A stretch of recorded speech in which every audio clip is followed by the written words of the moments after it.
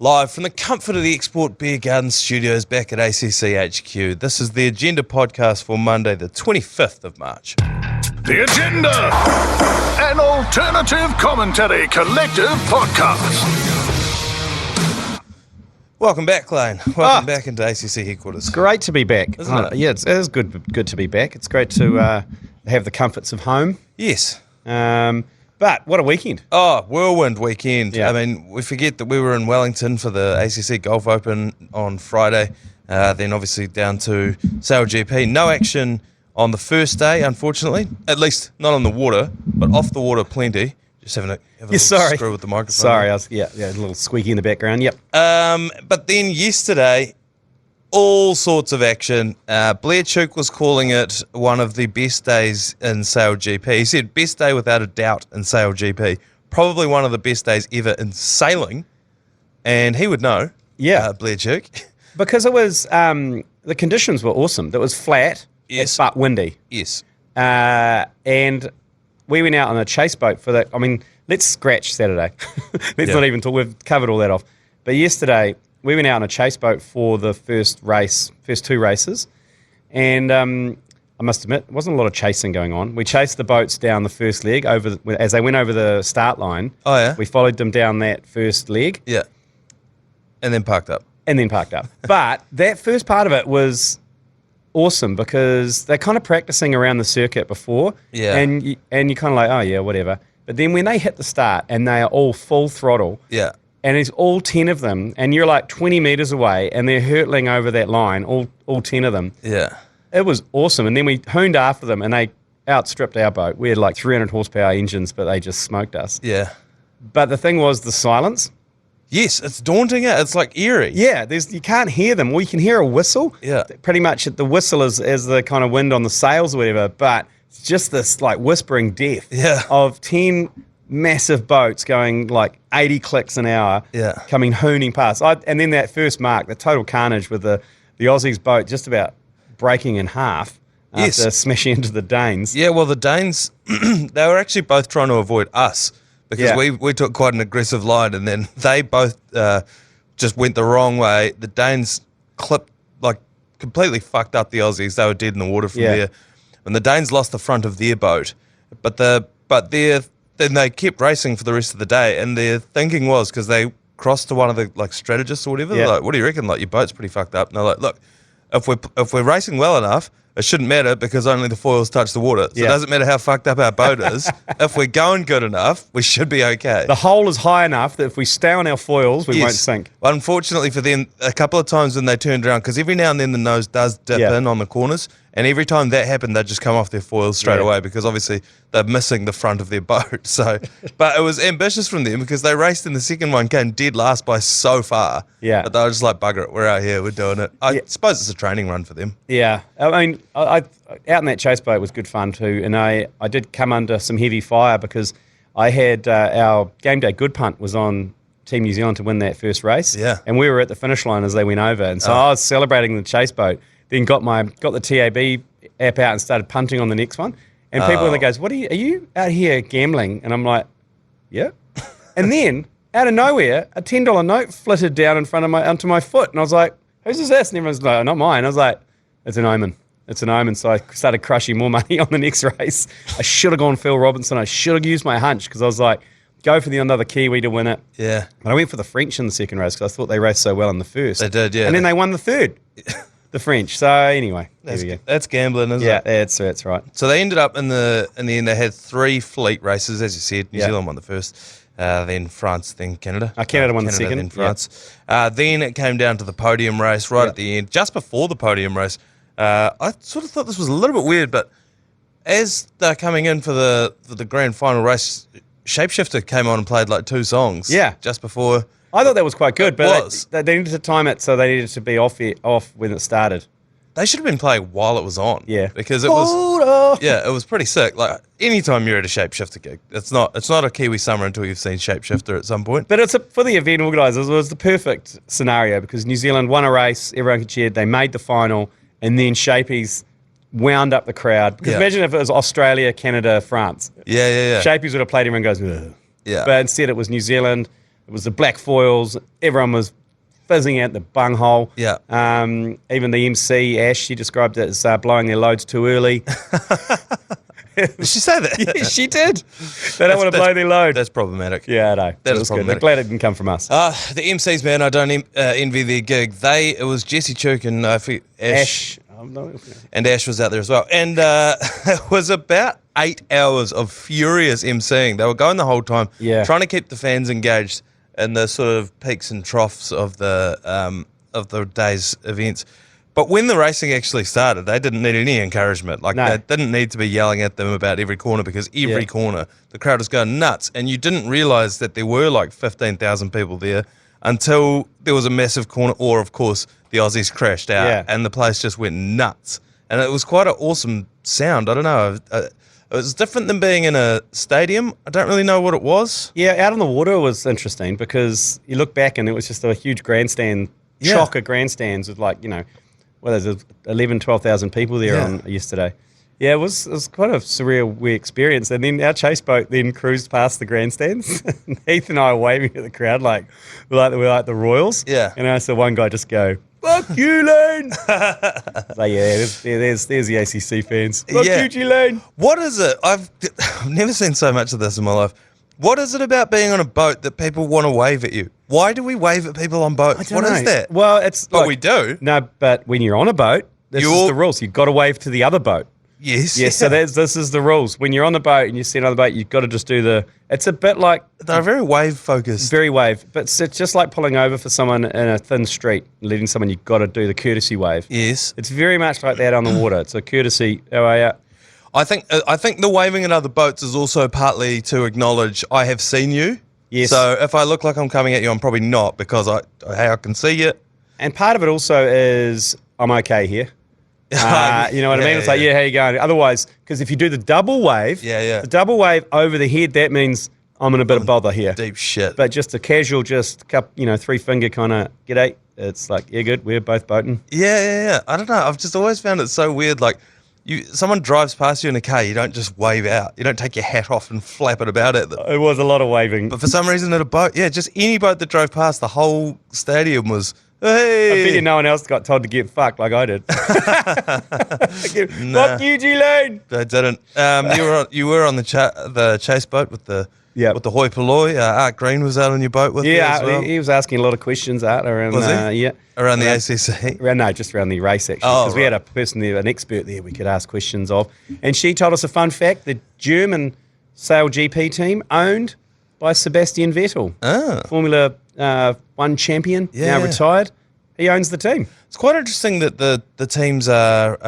It makes sense that someone like him would own it. It is Formula 1 of the water. Yeah. But it's quite interesting that they've gone with countries for the teams, because Formula 1 doesn't do that. I don't really know any other.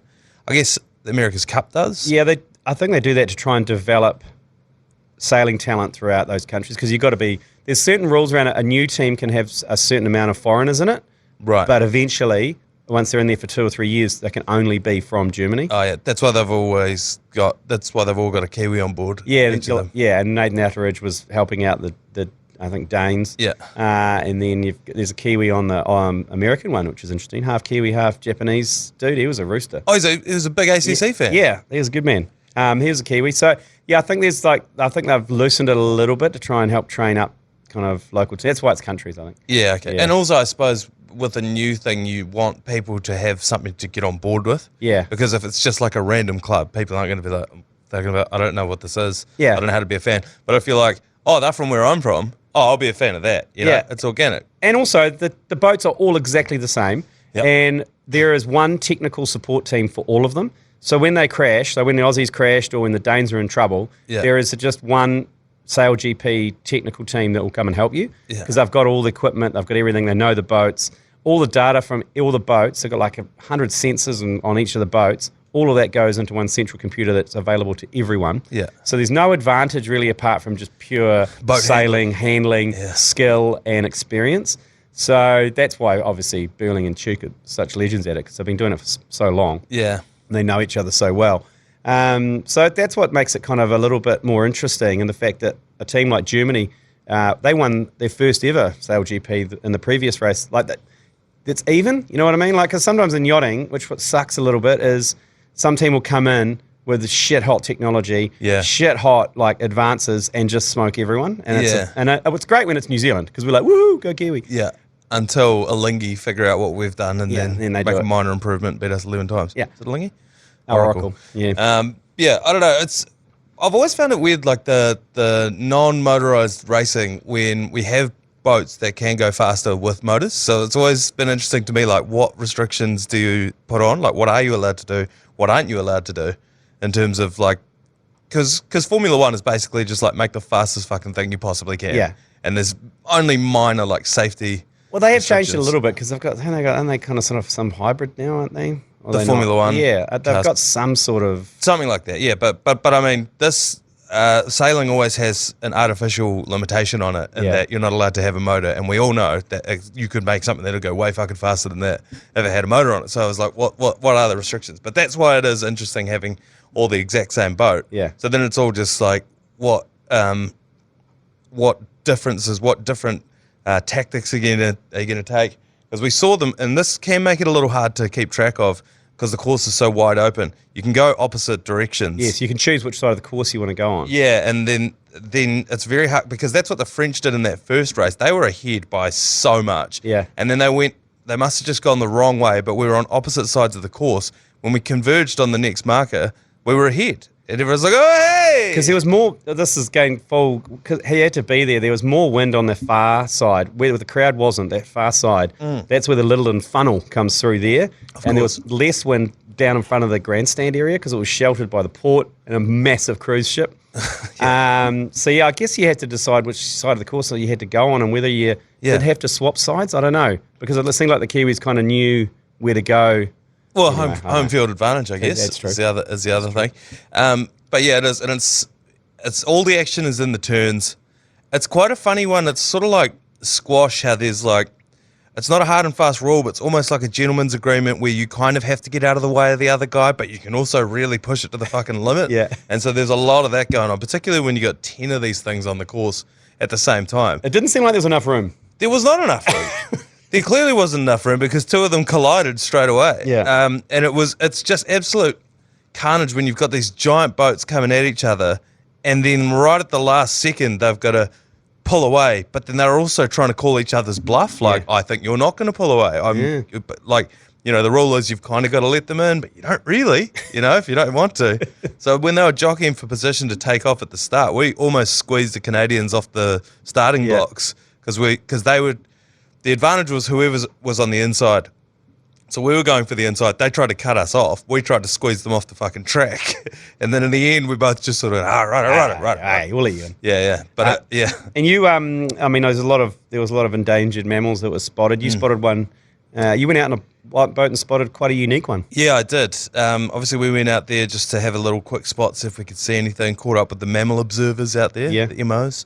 Didn't see any dolphins, but I did see a News Hub reporter. Was on the same boat as me. Very endangered. And I asked her, what do you think is going to last longer, the dolphins here today or you guys? And she said it's going to be close. It's going to be very, very close. When we went out and we had a little fizz around, like had a yarn to a few of the people out in like the flotilla, all the boats sitting there watching. Yeah. Someone had jerry-rigged up a harpoon gun, which is quite funny. I saw a photo of that. It was just made out of plywood and shit, but that was quite funny. And everyone that we talked to, the News Hub reporter, she goes, Have you guys seen any dolphins today? And every single person went, no dolphins. Haven't seen a single dolphin. No one did. No one did. I thought I should have had a bit more planning into this on that second day yesterday. We went out to see the mammal observers. Should have taken them about 24 blindfolds. But just chuck these on, guys, for like the next hour and a half. Yeah. I did hear a rumor from one of the photographers. He leans over and goes, I heard dolphins or no dolphins, mate. We're racing. And I was like, okay, mate, where'd you hear that from? He goes, no, I can't tell you. Yeah. Oh, okay. Yeah, sure. Yeah, I thought that too. I was like, what would it take for someone to just go out there to those dolphin observers just before they head out there and say, look, here's another $600. Because there's a lot of money in sailing. Yeah. And you could just be like, look, I could put your kids through university here. Okay. Now, it was one dolphin. Now, whether or not you let racing happen today, if there's a dolphin on the course, I'm going to come out tonight. I'm going to kill that dolphin anyway, okay? So here's the deal. I'm going to kill it anyway. So here's the thing. The dolphin dies either way. Now, do you want your kids to go to university or not? That's the decision you have to make. Or do you want dolphin blood on your hands? Yeah, but either way, the dolphin dies. That's what I'm telling you. So this is how it's going to work. But there was none of that. There were no dolphins in the harbour that day. I think they had their fill the day before. Yeah, they checked out what the hairless monkeys were up to. Yeah, and they weren't up to much. Yeah. So, you know what? This is kind of boring. We're going to bounce. Yeah, and but we did spend a lot of time in the Heineken bar, didn't we? The Heineken balcony. Yes. And how good are the beer cocktails they make? Oh, my God. Yeah. With Heineken Silver and a bit of, was it Negroni and a bit of... Yeah, there was like a tequila Campari? sunrise sort of situation that had Heineken Silver in it. And then there was like a dark and stormy type situation as well, which was absolutely delicious. It was a real refreshing, wasn't it, after a full day on the beers the day before? And the day before that. Yeah. Yeah, it was it was a welcome respite. So yeah, it was an epic day out there. Man, people bounced so quickly after the last race. I thought it was The Walking Dead. As soon as the race finished, everyone was just out the gates. I was like, Shapeshifter's still going. No, but I think only people in that Platinum Lawn area could really indulge in a bit of shapies. Right. No one else was allowed. There was another kind of 7,000 people in those grandstands that didn't have tickets for shapies. Yeah. So I think that's why that was the mass exodus. That's a fair point, because if you're not into Shapeshifter, and I don't know what the crossover is between the sailing community and the Shapeshifter community. Yeah, look, I don't think there was a lot from the people I saw. Yeah. Because sailing people, they're kind of like the motorsport people. They love merch. They love some merch. Real merch orientated. Yeah, real merch orientated. Tend to be a little bit older. Yes. But I did see a lot of young people there, and that's why I suppose they got shapies in. I suppose that's why they tried to get us down there. Yeah, well, and no, but you're right, because on day one when there was no racing and they craned a couple of the boats out of the water and they let people go back into the sort of pit, where all the... technical area. The technical area. And, yeah, there were just thousands of people there crowded around the boats having a good old gander, having a bit of a natter about... Yeah. All that kind of thing. So yeah, there was the hardcore, the boat spotters. Yeah. And then there was just people there for a good day out, which is exactly what it was. Yeah. It was a great afternoon, furious sailing. I couldn't believe, and I suppose it makes sense, but I couldn't believe how quickly they got through the races. So they did the race, and literally 5 minutes, they started a timer, 5 minutes, and we're going again. Yeah. So you got basically 2 minutes to have a drink of water, then the 3-minute siren goes, and you're jockeying for position again. I reckon it's great. And the race only lasts about 10 minutes. Yeah, which they were longer than I thought they were going to be looking at the course. And it's because you look at the course and you go, oh yeah, you go there, you go there, you go there. But no, you've got to go across the wind. Yeah. So you can't just beeline it to the thing because you'll be off your foils. So, yeah, there's plenty of drama. As we said, it was all in the corners, and also because it's a working harbour, there are two sort of beacons in the middle, shipping lane indicators, and so that took out the entire middle of the course. So you couldn't beeline it even if that was the fastest way to go. All in all, I thought it was a great event. I think if like I kept saying over the weekend, it was an international event in New Zealand, you know what I mean? It wasn't just a Christchurch event. They brought the whole thing with them, and it really restored my faith in New Zealand, having as a country, as a concept. As a concept. Yeah. But then you got the news that it's probably never going to come back. Yeah, well, I think that's all a bit of bluster from old Rusty Coots, yeah. Oh, get out of here, Rusty. Well, this is the thing that kind of annoyed me. I know that he would have been really upset and he was venting his frustrations, but you set up a race in a marine reserve.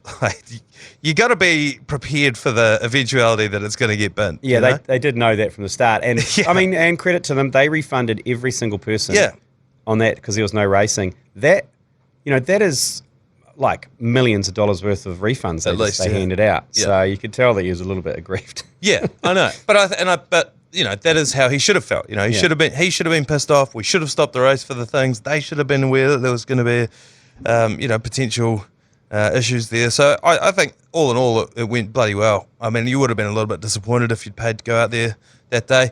And a great point was raised by one of the administrators there saying, why didn't we let everyone know that they were going to get the refund before they left? Yeah. Then they could have spanked the refund across the bar. Yes. So, here we go. Yeah, well, here we are. So an awesome weekend across the board. I slept for 14 hours last night.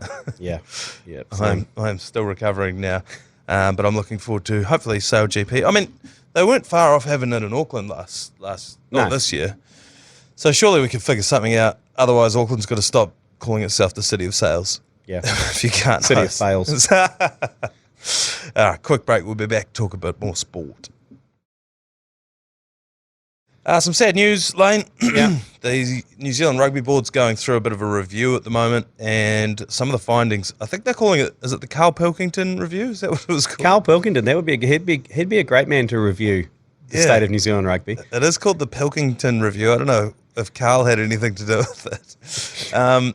But from the findings that it's sent out, I wouldn't be shocked if it was him. But apparently NPC is going to have a vastly reduced broadcast inventory from 2026. At best, it may score one live game a week on Sky. Some games on free-to-air platforms. This is what the review has found, and that's because I guess they've talked to Sky, and Sky's just sort of said we don't really have the appetite for it. Not enough people are watching it, and it is quite an expensive thing to do because there's so many NPC games. You know, they've got to send broadcast crews around the country, which is not cheap. Yeah. And they just must have looked at the viewership numbers and thought we really just can't afford this. Could this be the start of potentially some non-exclusive broadcast deals with New Zealand rugby? Yeah. How do you mean? Like, what I'm saying is All Blacks will probably stay exclusively on Sky. Yep. You know, Black Ferns exclusively on Sky, but NPC games, potentially they could open up and someone else could bid for it, and it could be on TVNZ, or it could be on YouTube, or it could be on the ACC, it could be on the Herald. Yeah, or we couldn't afford it. Because at the moment, Sky own every single... If you've got an oval ball in your hand, they own it. Yeah. If you're registered to New Zealand Rugby, from club rugby through to schoolboy rugby to everything, Sky own the broadcast rights to that. Oh, I see. So if it's not Sky, it's not anything. It's basically... Yeah, so that's what I'm saying. Like, it could be a non-exclusive. We've got exclusive to this. Yeah. And then after that, TVNZ could then go to New Zealand Rugby and, okay, we'll happily cover the NPC for this amount of money, or not amount of money. We'll just say we'll do it. Yeah. And we'll cover it. So maybe, because at the moment it's just a blanket Sky or nothing. Yes. But that's a great idea, because I think we've seen what it did for cricket over summer. It's just been the fact that people aren't going to Super Rugby and NPC games as much anymore. But I do think it's because part of it is because it's behind a curtain. Yeah. You know, and you can't stumble upon it. You know, you either have Sky Sport or you don't. Yeah. But I thought this was quite interesting because they looked into a few different reasons as to why. The current salary cap of $1.15 million is apparently too high for the NPC clubs, and player payments may need to be centralised, is what they're saying. So the current men's high performance development pathways inadequately aligned, is what they're saying. Basically, that the NPC doesn't line up with Super Rugby in any way. There's a lot of like Taranaki competing with Manaia, competing with whoever for different players, all this kind of thing. Basically, what they're saying is, what I'm hearing is they need to align it with Super Rugby to make it a bit more streamlined, centralise the contracts, which would open the door for the draft system that we've been talking about for so long. Because at the moment, the reason it wouldn't work is because NPC is not set up to work that way. But what they're saying is centralise contracts, align the regions with the Super Rugby. So they need a feeder competition. Exactly. So how it could work is, for example, each Super Rugby franchise has 2 or 3 super clubs. Yeah, super clubs that align with them. So for Wellington, it would be, Taranaki. They would have Wairarapa, Manawatu. Oh yeah, okay. You know, and those are there, and they play in that Super Rugby second division, and all of those players are on centralised contracts. So a draft system could, at that point, work. Yeah, and in Waikato would be, Bay of Plenty's. Yep. And Raglan. Hamilton. Canterbury would probably be Tasman, Central and South Canterbury, maybe. And then your Highlanders, you got Southland, you got Otago, and you got, I don't know, the Catlins, the Petrified Forest or something. The West Coast, is that part of the Highlanders? West Coast is Canterbury. Is it? Yeah. Oh, okay. No, look, it's maybe this is the baby steps. This is what I'm saying. They said that it's unsustainable in its present form. They need to reimagine rugby. Well, here's your opportunity. We've been calling for it for a long time. So I don't know. Oh, I can't wait for that to turn up in the hot take time machine. Yeah, it will. It will. The National Rugby League over the weekend, it was quite a good weekend in the NRL, particularly for Benji Marshall and the Tigers, because they got their first win of the season. They had to. This is a thing that NRL teams do. They've all got victory songs. Yeah. It's sort of become a bit more of a thing, I feel like, in the last few years when they've started posting them on social media. Yeah. But when you were growing up, you don't remember the NRL teams through the 90s and the early 2000s having a victory song. No. I remember St. George's one because they sing, "Oh, when the Saints go marching in." But this has become a thing. The problem that the Tigers have is they don't win a lot of games. So they don't have a lot of opportunities to sing the winning song. So there's a lot of players in that franchise that don't know the words. And so Benji Marshall looked at that and thought, well, this is an opportunity. No one knows what the song is anyway, so we'll bin it and I'll write a new one. Benji Marshall has written a new song for the Tigers. Oh, and is it good? No. Well, the thing is, so they all were in the changing rooms with a printout of the lyrics, and they're sitting there singing it off the song sheet, and they don't know the tune. Someone's banging on the drum, but they don't know the tempo or anything like that. So it sounded awful. The optics were bad because they're all crowded around pieces like hymn sheets, like at church. It was quite embarrassing. Oh, poor Benji Marshall. Yeah, I know. I feel bad for Benji. But they did win, and it was a convincing win too. It was 32-6 over the Sharks, which is bad news for the Sharks. But yeah, Benji and West Tigers assistant Robbie Farah wrote the song, and Benji Marshall had to sing it himself. Is this a good thing or a bad thing for Benji Marshall, do you think?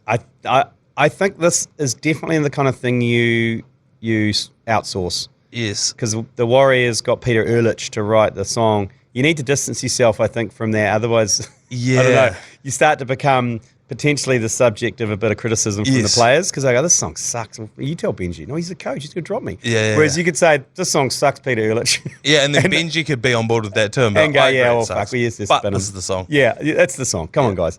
But he's actually, since he's attached himself to it, it's almost like you will like this song. Yeah. Also, I'd like to get a hold of the lyric sheet. Just like how does Benji Marshall go as a songwriter, as a lyricist? Oh, it could be good. He's quite. I haven't heard it. He was a creative player, so it could be good. No, and good on him for trying to inject a bit of passion back into the Tigers. And like you said, they didn't get to sing it much. And hey, after 3 rounds, they've managed to do it. Yeah, I don't think they'll get many more opportunities this year to sing that song, so good luck to them. We cross to the motor games desk now. The Australian, we were so obsessed with the F1 of the water, the Sail GP across the weekend, that we forgot the Australian Grand Prix was on Grand Prix as well. And Ferrari's Carlos Sainz won in dramatic fashion. Verstappen's car blew up. Yes. Which seems basically to be what has to happen for anyone else to win a race at the moment, doesn't it? It was his first DNF due to a mechanical failure in like 2 years or something.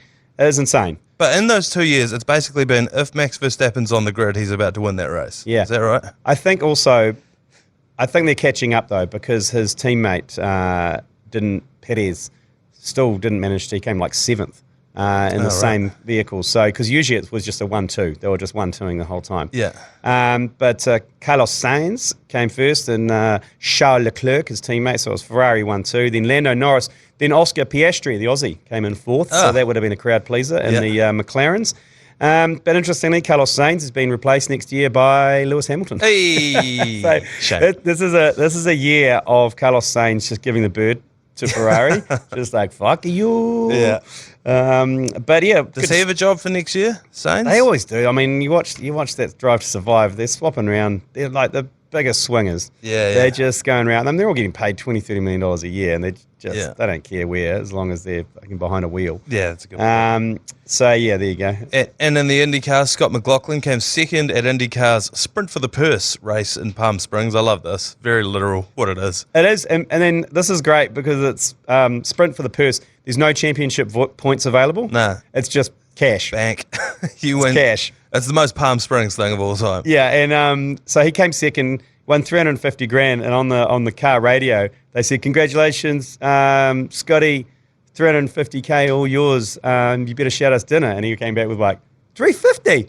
I thought it was $2.50. Sweet, I'll buy you a beer.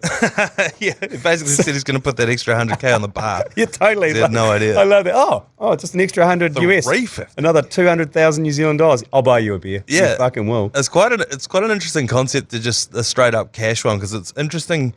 Do fans give a shit because if there's no points on the line, if you're a fan of them? But when you hear some guy win an extra 100K and he's going to put it on the bar, you're like, oh yeah, I'm in on this. Does it go to the driver or the team?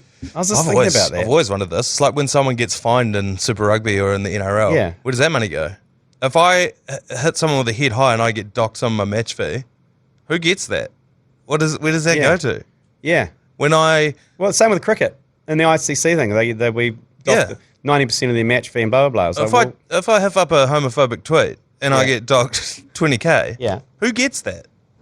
Yeah. Peter Volandis? Rugby League does. Rugby League does. Does Enzo Ferrari get that money? How does this work? I don't understand. I'm sure that some of the team get it. There must be a deal with a prize money situation, because Formula One, there's no prize money. It's basically they get a split of the TV rights and the sponsorship rights and everything. There's no, you win the Abu Dhabi Grand Prix and win $1 billion. Right. There's no, you get a trophy and the points and you become the champion. Yeah. So, and they're very competitive men, so that's enough for them. And also, they're getting paid just fine. They're okay. Yeah, they're okay. They're buying sale GP teams and all sorts. Yeah. I just thought we'd better get through some motorsports since we got through the Powered by Nature sports. Yeah, that's right. Out there on the water. Time for one more quick break, and we'll be back with yours, please. Yours, please. Brought to you by Leader, home of the lasagna topper. We've neglected you across this weekend as we've been on the road. Sorry about that. But we've got plenty to get through. We won't be able to get to all of them across the weekend because there were a few, but we do have heaps to get through. So let's start here. Caller, yours, please. G'day, fellas. G'day, mate. Just realising it's 11:15 on Thursday night even. And you're here tomorrow in Christchurch, but there's still no pre-game ultra, whatever the fuck you want to call it. G. Lane, why do you hate Christchurch? Hey, Get over it, bro. Hey, I don't hate Christchurch. I'm there again on Friday for the ACC Golf Open. So, caller, come along to the Golf Open. Text golf to 3236. Book yourself. I'm going to be at Harewood for Friday afternoon. We're there Friday night. I'm going to go to the Crusaders Chiefs match. I'm going to watch the Crusaders go 0-6. But we weren't in Christchurch. We were in Wellington on Friday. We went in Christchurch till Saturday.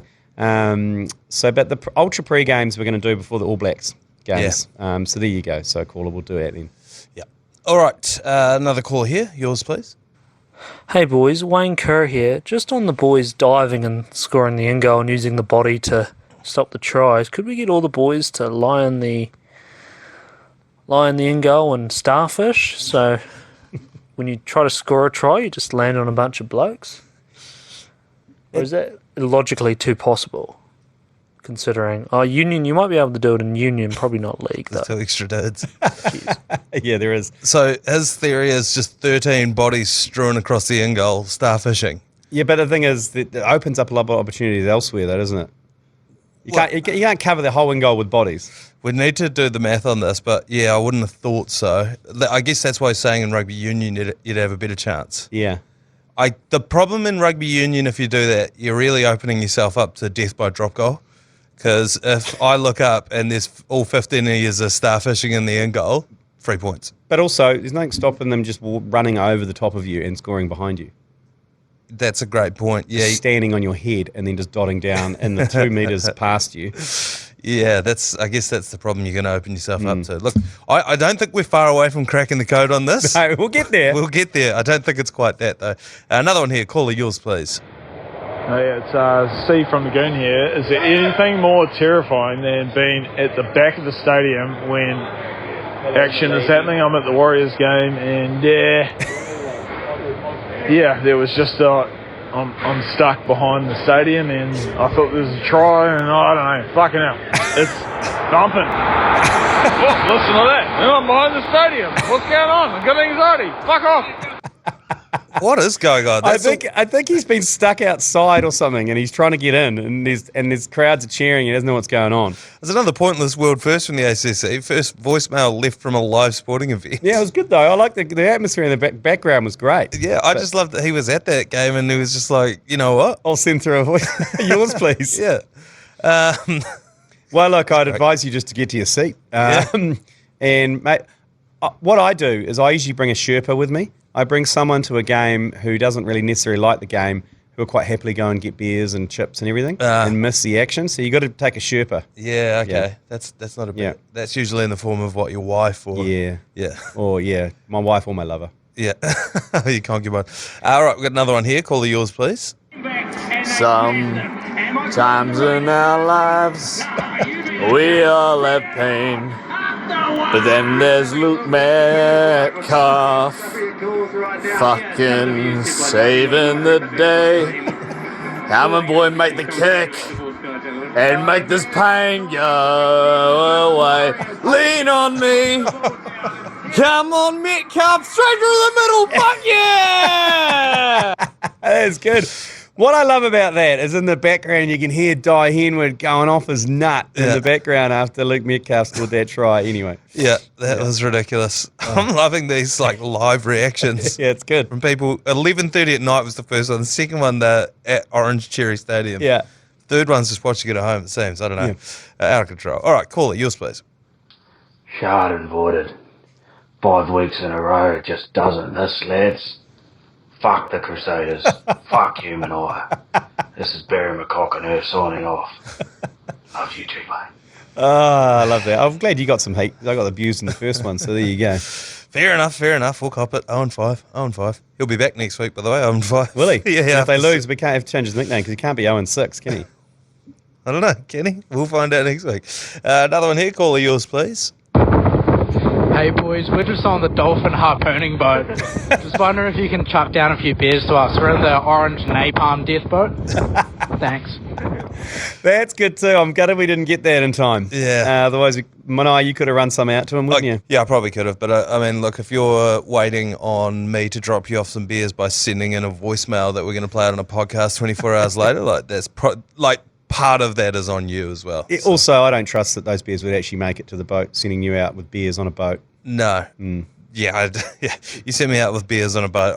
They're an endangered species. They are, yeah. You get a better chance of fishing up a Hector's dolphin. All right, I think we'll knock it on the head for today. That'll do us for your Monday episode of the Agenda podcast, and we will be back tomorrow. At some point this week, we may talk to our man from the Canadian boat, who is calling himself everyone's second favourite Kiwi. Yes. Phil Robertson. We're working on having a yarn to him while he's in the country. So keep your eyes peeled for that. Otherwise, we'll see you tomorrow for a Tuesday episode of the Agenda podcast. You've been listening to the ACC's Agenda podcast. For more episodes, subscribe on iHeartRadio or wherever you get your podcasts.